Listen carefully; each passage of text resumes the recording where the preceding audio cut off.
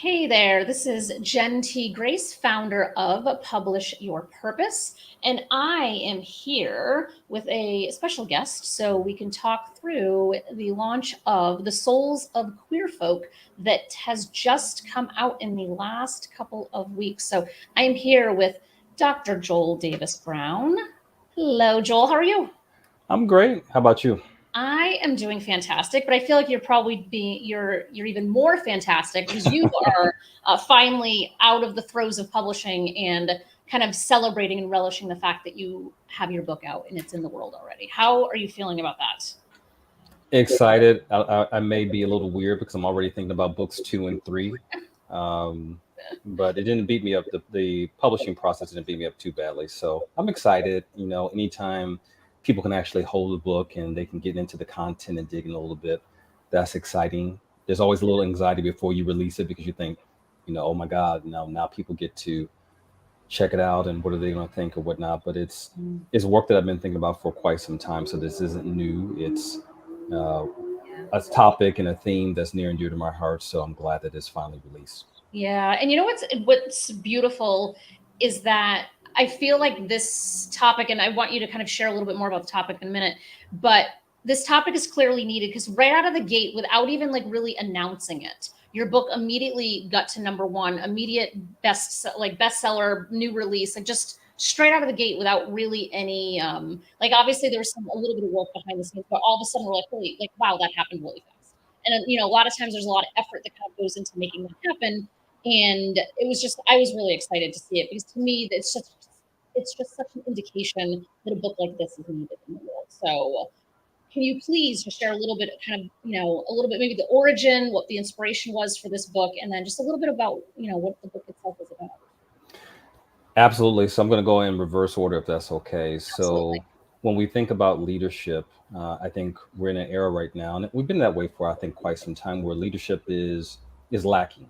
And I think all of us at some point in our lives have been touched by poor leadership, whether it's in our communities, from our elected officials, in the workforce, sometimes even in our families as well.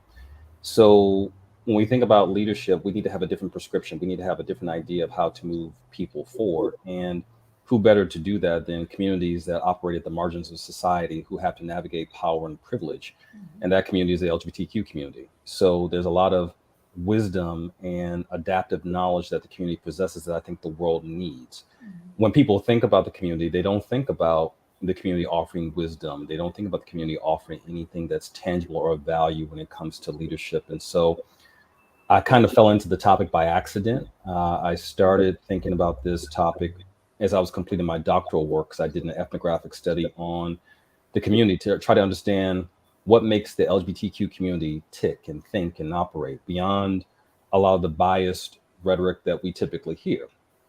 Things like, oh, you're sex crazed, oh, you're just trying to have a party. I mean, all the things that we're well aware of. And as I started to identify some of the core values of the community, I realized these values are the same or identical to the values that many people today are saying that they want from their leaders, Mhm. whether it's about a justice mindset, being authentic, being able to have non-binary thinking, which is something that by natural of our cultural pathway we naturally exhibit, we naturally do. So it became for me kind of an eye opener to say this type of wisdom is something that the world needs. And we know that from many native traditions, queer people were seen as kind of the spiritual guides, the spiritual leaders for those respective communities. Mhm. So I kind of liken the current era now to one where we're able to benefit from queer wisdom in the same way that a lot of Native American communities have been able to benefit in order to move the world forward.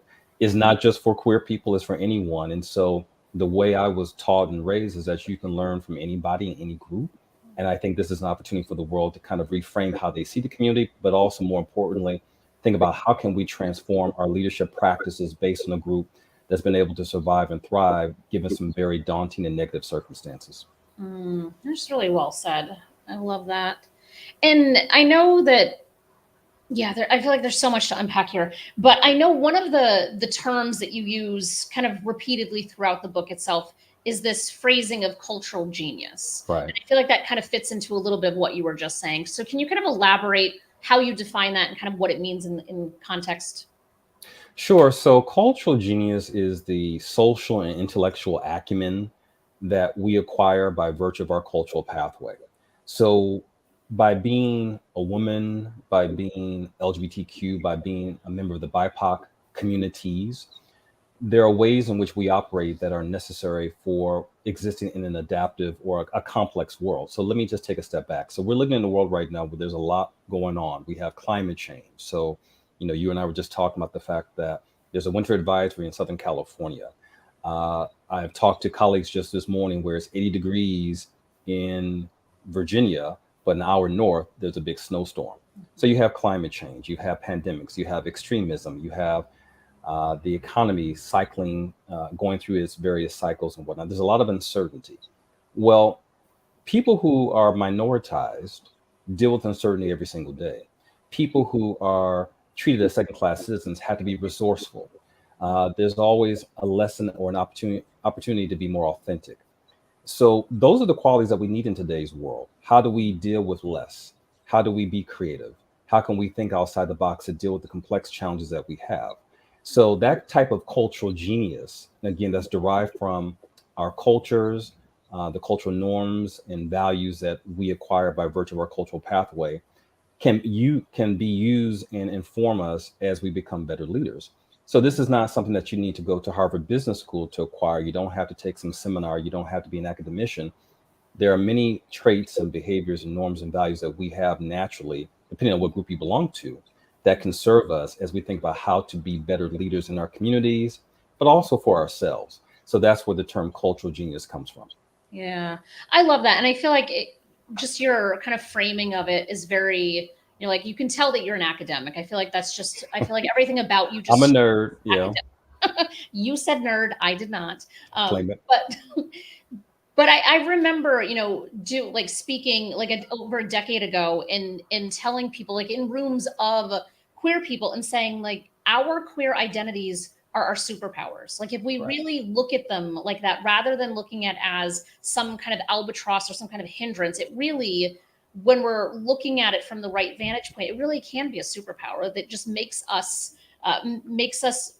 a cultural genius, as you're saying. And so I love how you've been able to like really put the right words around it so that way this information can kind of make its way to other communities of people, other industries, and really create more kind of systemic and cultural change, because I think there's a lot of potential for Well, that's certainly the hope. And I think it behooves all of us to not look at our identities and our cultural affiliations from a deficit standpoint. So, for example, it's still Black History Month. And I can't tell you how many times I've heard people talk about Black history and Black culture in terms of uh, toil and tribulation and suffering. And that's not our legacy. Our legacy is one of triumph and achievement and excellence. And it's the same way with the queer community. And by the way, the queer community wisdom is informed by all these other communities, right? So the queer community consists of people from who are BIPOC, women, people who come from different faith traditions, generational cohorts, people with disabilities, people who are immigrants.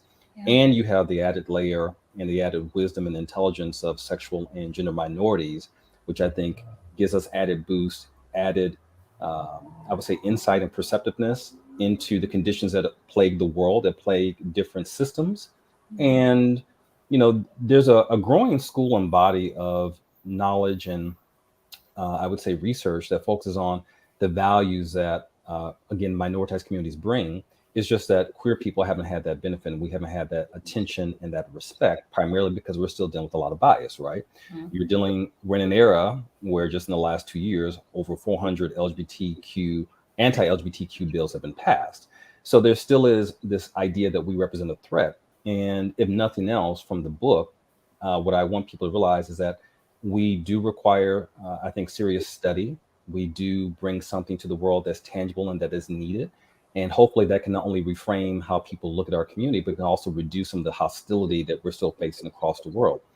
Beyond that, the wisdom that we have acquired and the wisdom that we hold on to that has allowed us to escape death and repression and bias and discrimination for centuries, there's something there. I mean, when you look at a community, you say, well, how did you survive and how is it that you're able to still be to thrive given all the torrent of hate that you have to negotiate on a day-to-day basis? people, if you're thinking about it, you should realize there's something probably there that we can learn if this group can be the proverbial weed pushing up through the cracks and still, surviving, and not just surviving, but thriving and doing very well. Yeah.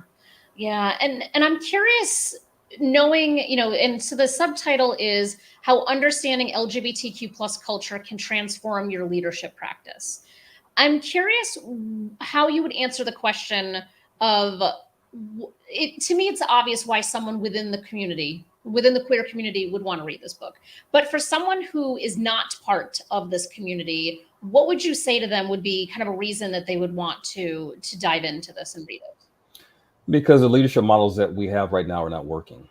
Look at the paralysis that we're seeing in Congress. Look at what's happening in terms of people feeling as though they need to cover within the workplaces. Look at there's statistics out there that say, 2 out of 3 people don't feel energized by the workforce. They don't feel energized by the work they do. They don't experience psychological safety.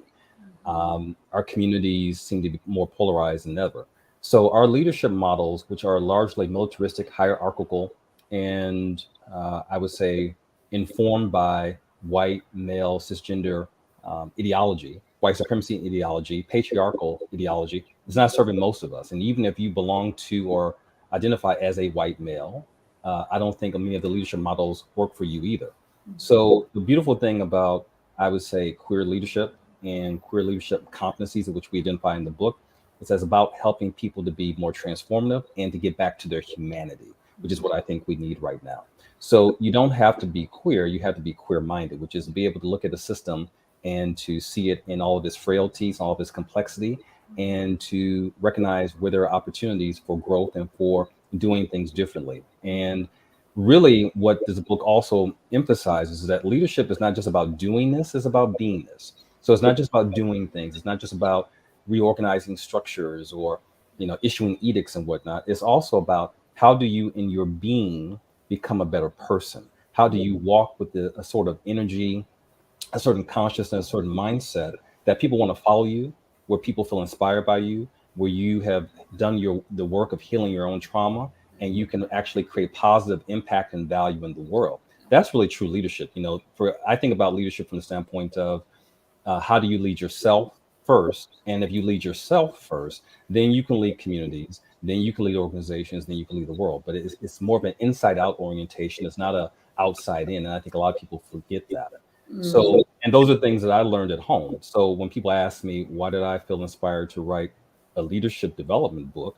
Because I had great leadership. My mom is the best leader I've ever met. So she was the prime example of leadership. And then you look at my grandparents, you look at my aunts and uncles, you look at my cousins, you look at my quote unquote siblings, you look at my friends. Those are the people who have touched my life in a tangible way that allowed me to be my best self. And in doing so, it wasn't about having a title, having power, having positionality. What they taught me was you have to have some conviction, you have to operate on principle, and you have to know who you are. And so it's all about knowing your values, your gifts, and your purpose, and being aligned and rooted in that. And then using those gifts in order to inspire other people to leverage their gifts as well. That's true leadership. And so that's what I think anybody, regardless of how you identify, where you come from, what you think about the community, I think hopefully you can understand that, because this is a community that's been able to do that just by the simple fact of being able to come out and say, this is who I am. That self-guided voice, that self-directedness, that self-actualization, there's something powerful in that. When you can, despite having, God or your community turn against you, and I'm saying that in quotes, that you can still be single-minded, determined, and clear as to who you are and what your value is. That is the very essence of leadership. And no one can give that to you. You have to give that to yourself. Yeah. There's so much of what you're saying. I am very much looking forward to being able to dive fully into your book when it arrives. Because obviously through the publishing process, I'm, involved in pieces and parts and reading some things, but I want to read it in its entirety. You haven't read it already? Is that what you're saying? I have not in its final finished form, Gotcha. which I'm very excited about. But, one of the things that just popped up for me, I'm curious kind of the role that coming out plays in this leadership, just in leadership models in general. Because I feel like there's so often, and even just whether you're watching a TikTok video or having conversations with friends, like as queer people, we're always coming out. Like it's just whether you're at a party of people, a networking event, whatever it might be, there's always some level of coming out, which can be exhausting depending on the Mhm. situation. But I'm curious, like, what that role from a leadership standpoint looks like. Like, what is the impact on leadership in that kind of constant, or maybe in a leadership role, there isn't that constant need for coming out? I think there is, because what you see in a lot of leadership circles is people trying to be little replicas or mini me's of somebody else. So Mm, one of the things I talk about in the book is, for example, I remember being part of a consulting group. It was kind of we were kind of a co-mentoring group, a coaching group. And there's this one personality, and I'm just going to call him Tom. And everybody wanted to be like Tom. They wanted to talk like Tom and walk like Tom and think like Tom and act like Tom. And the reality is, we can't be anybody else other than who we are. So when you're trying to be someone else, you are violating the very first and foundational principle of leadership, which is to be your best self. mhm, So the way I look at coming out is not so much about coming out as much as it is coming into consciousness. mm, That's what coming out is. Coming into the mindset of knowing who you are, what your truth is, and how you can be your best self. So we know that from, for example, the Christian tradition of, being born again. That's what it really represents, is coming into consciousness to say, I am. This is my who I am. This is who I choose to be, which requires courage, which requires self knowledge and awareness, which requires perceptiveness, which requires a level of determination, grit, and I would say, again, uh, transformational type of thinking, adaptive thinking, to go outside the box, outside of the binary, outside of the walls that people want to put you in, or the box that people want to put you in, to say, this is who I am. And understanding that you have value, and mm. understanding, okay, how can I use this value to be my best self? If you don't know yourself, you can't lead anybody else, which is why we see people failing, because people are trying to be somebody else other than who they are. You have to be clear on who you are. And once you're able to do that, then you can lead others, because have some, once again, bedrock convictions. I can't imagine anybody wanting to lead someone who they see as being um, a charlatan or being fake or false. And we're seeing that, for example, in Congress. I know there's the example of, I think it's a George Santos, someone who is not who he claims to be. But we see that a lot of times, not just in political circles, but across the social spectrum, where people are trying to be somebody else. A lot of that is social media driven. Some of that is just where our culture is. Some of it's generational. But a lot of it is, somebody else has more value than me. And Mm. I think, if anything, we need to realize that we all have intrinsic value, and we all can lead in different ways, and we all have different gifts. So my gift is not the same as someone else's gift. The way I lead is not the same as how somebody else leads. So this is not saying that we all need to imitate or replicate someone else. Figure out what your craft, your gift is to the world, and leverage that in the best way you can, in the way that feels right for you. Hmm. Mm, I love all that. The quote that popped in my head as you were saying that is, "Be yourself because everyone else is already taken." Right. Right? Like, it's so much easier from a marketing standpoint, a branding standpoint. Everything is easier when we're just our authentic selves, and like in who we are, and not trying to just kind of be somebody else. It's too exhausting because you're channeling your energy in the wrong direction. And you're going to fail. I mean, that's the reality. You're never going to be someone else. You're never going to be able to be like someone else. And so I look at somebody like LeBron James. He has created his own blueprint and left his own imprint on the game. He didn't try to become Michael Jordan. He didn't try to become Kobe. He didn't try to be anybody else. I look at artists. You look at someone, for example, like a Rihanna, Beyonce, any number of people who have achieved success. They've done it their own way, and those are the people who we admire. We want someone who creates their own pathway, someone who's kind of a pioneer, an engineer, someone who is thinking in terms of their own value and talent. That's what you want. That's what's inspirational, because, of course, again, none of us can be what someone else is, or who someone else chooses to be. Yeah. And I feel like as a society, we're in a place where there's more of an acceptance to being different, right? Whereas I feel like for so long, like homogeny was the way to be, right? Where everything was just kind of, everything looked the same, everything sounded the same. But I feel like now, when it comes to artists, whether it's people who are performing, playing, writing, whatever it might be, there's more freedom, it feels like, for people to kind of really explore beyond the bounds of what the standard norm traditionally used to be.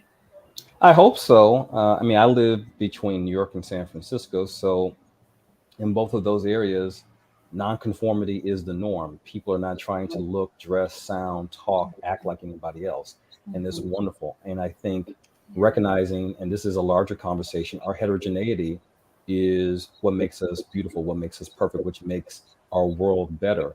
When we are trying to create a machine and a system, which is what we had, that's what historical systems of oppression do. They try to create this system and this machine where everybody acts the same, looks the same, based on some prescribed idea of what norms, morals, and behavior should be. Then none of us benefit, because then again, that cultural genius is not able to be extracted, it's not able to be used. And many of us have tried and failed miserably. Some people have gone into therapy because they've not been able to do that. So I think at some point, and I go back to, I think about, the Black is Beautiful movement back in, the 60s and the 70s, when people were wearing their afros and their dashikis, and they said, well, we've had enough of trying to assimilate. We've had enough of trying to be like whomever.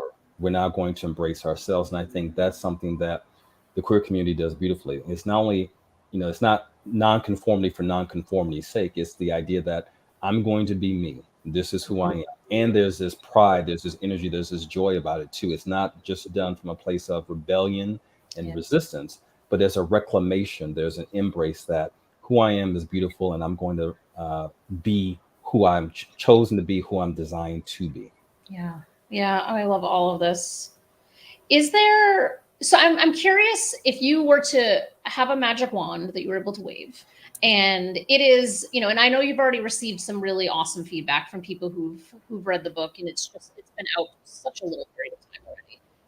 If you wave, like, what is your hope that someone is going to come to you and say that this book did? Well, it's already happened. I think for me, the value in the book is just the impact. What I would want to hear or see is someone who's read the book and says, this changed how I approached leadership. This changed how I led my life, how I engage with my community, how I engage with people within my enterprise or my organization, and also how I engage the world. Um, on a different level, equally important, I can imagine, and I would love to know that there are children, whether they are in Mobile, Alabama, or Stuttgart, Germany, or they're in Kigali, Rwanda, queer children who say, this life helped to affirm, give me dignity. This helped to affirm who I was. This helped me to recognize my value, that I'm not disposable. I'm not a second class citizen. There's something valuable that I bring to the world. And I hope that there's someone who perhaps is not familiar with the community, who doesn't know the community well, maybe who has some disdain for the community, can say, this changed how I view the community.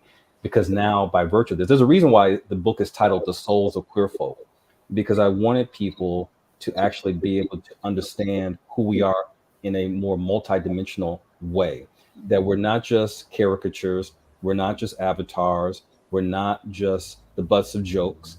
We are real human beings. I'm not going to say anything is irresponsible, that we're just like everybody else, because we're not. I get a little tired of people saying, oh, you're just like this group. We all bleed and we all live the same. We don't. We all do bleed the same, yes, but we're not the same. But we are your children, your parents, your siblings, your neighbors, your artists that you look up to. We are your leaders, and we are people who have something of value. So if anybody can come away and either on any of those levels, reframe their leadership practice, be a better person, use this knowledge to accelerate their career or their own growth.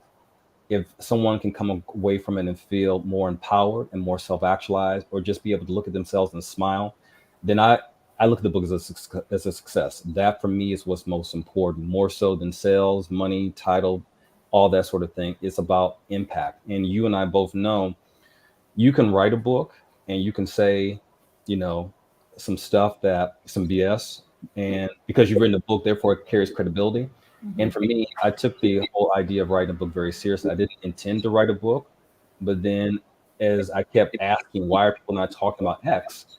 My friends said, that's because you're supposed to write the book. So get on with it.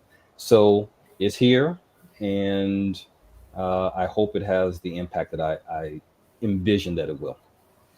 I do too. And that's why I just love the partnership where we were able to be the ones, helping you get this book out the door and being collaborative partners in this, because I feel like as strongly or close to as strongly about your mission And I just feel like there's so many people who can be benefited from this. It's that whole kind of, start at the top, leadership, and work our way down. So, elementary school kids anywhere can benefit from this information eventually. And I have to give you kudos as well, because, of course, for those who don't know PYP, this publishing company's motto is, we want to help people who want to bring positive change in the world. Publish your purpose. And this is another book, and maybe another article, another interview for another time.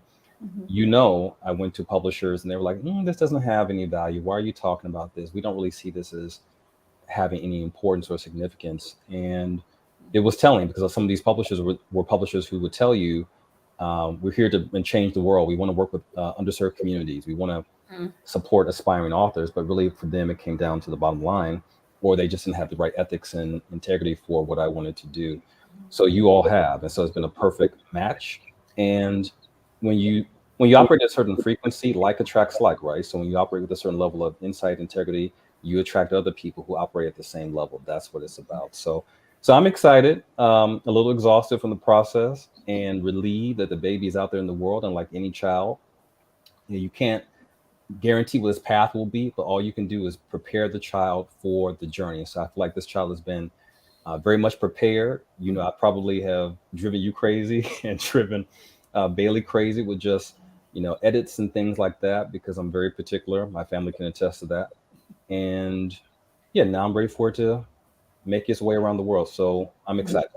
Yeah, yeah, we are too. And I think this is beautiful. And I know that you do have plans for, putting a workbook for this book, to create online communities. So there's a lot of ways in which people will engage in this moving forward. But if there's, a couple of places that you drive people to now, where would you send them to kind of learn more about you and your work?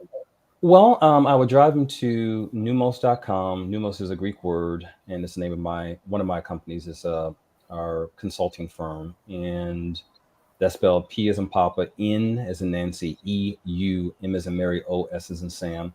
You can go there. I'm developing my public speaking website, so that'll be Joel A. Davis Brown. That will be coming here in the next 60 days. But if you go to numos.com, we're going to have an online community where we're going to be delving into these leadership competencies. And again, this isn't exclusive to the queer community. This is for anybody who wants to operate in a more human-centered, people-centered way, and wants to create positive impact in the world. It doesn't matter where you are. So if you can say and answer yes to those first two questions, then come join us, learn. For those of you who may think, oh, I don't have anything to learn, then you probably are the person who should come. So there's that. You mentioned that there will be a workbook. So I'm working on that right now. So there will be a companion piece fairly soon. And what you'll notice, for those of you who have purchased the book or plan to, at the end of each of the leadership chapters, there is work for you to do. There are assignments, there are questions, there is kind of what I would call, how would I say it? There are activities for you to engage to help you think more concretely about your leadership practice. And so this is a book that I don't want it just to sit on the shelf and collect dust. I want to get dirty. I want you to use it. I want you to mark in it. I want you to keep it close to you, consult it again and again, refer to other people. This is meant to be a living, breathing document, not just something that sits somewhere and you've forgotten about it within 2 to 3 months. And so it's designed to be something that you readily use on a regular basis. And so that's the hope.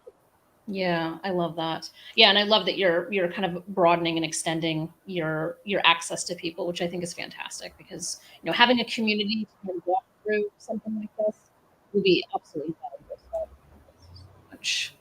So your book is, if anyone watching this would like to get a copy of the book, it is available in all of the major kind of online retailers. Obviously, it's on Amazon.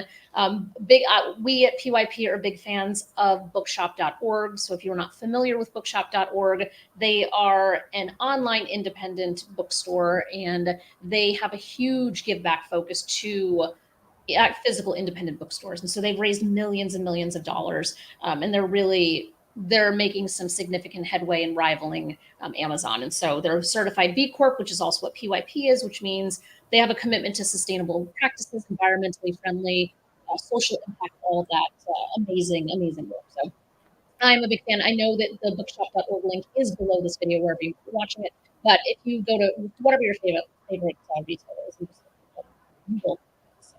And of course, you can go to Joel's website and find you on all the different social media platforms, I assume, right, Joel? Yeah, I would say my Twitter profile, I hadn't been as active, but it's getting active now. I'm on LinkedIn.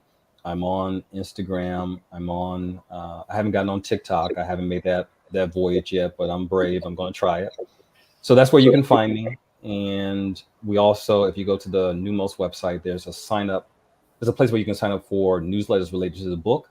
I promise not to bombard people with too many emails, but we will stay in regular contact with you because, again, it's about building community. It would be a disservice to this book, this topic, and this theme if this were just used just for individual one-off conversations. We want this to be part of a larger, growing community where people can support each other and affirm each other as they seek to grow and evolve their leadership practice. So find me there, say hello. I'm a friendly guy from the Midwest, so I like to talk to people, so it's all good.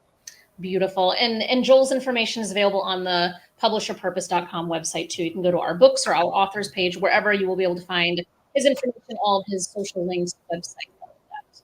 Beautiful stuff. Thank you so much, Joel. I'm just so happy that your book is out. And I'm so happy that it's out at the beginning of this year. I feel like there's some books that you're like, sooner the better. I feel like this is one of them. So I'm really excited to see where this book takes you and everyone who's It's going to have a long shelf life. So remember back in the days when people used to release songs and CDs, and they would CDs will have like a 2 year or 3 year shelf life. That's my hope for this book, and I think everything that we talk about is going to be relevant for quite some time. I can see authenticity, justice, perceptiveness, verve, interconnectedness, non-binary thinking, creativity, somatic awareness falling out of favor in the next, who knows, couple of decades or so. So this will be something that we'll still be talking about and will still be relevant for quite some time. absolutely very intentionally created and designed that way. So amazing. Thank you so much, Joel. I will Thank you. talk to you soon. Everyone else watching, I will be back at some point in the future with another book launch interview. But until then, I wish you well, and we'll talk.